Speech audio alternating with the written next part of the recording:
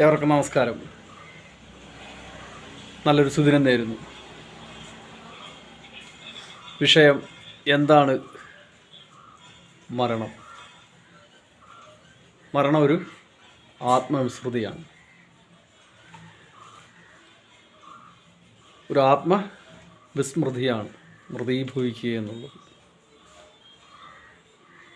തന്നെ മറന്നു പോവുകയോ ജീവൻ്റെ ആധാരശിലയായിരിക്കുന്ന ആത്മാവിനെ തന്നെ വിസ്മരിച്ചു പോവുകയോ ചെയ്യുന്ന അവസ്ഥയാണ് മരണം എന്ന് പറയുന്നത്. ഗീതയിൽ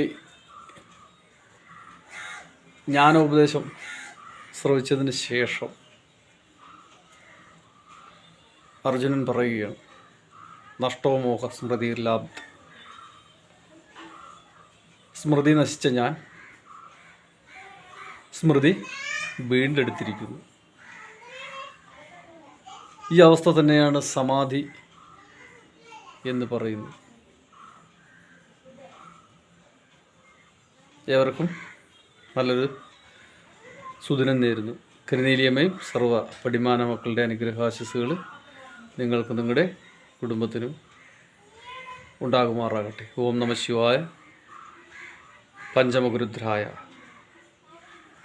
പ്രേതാധിപതയെ നമഃ.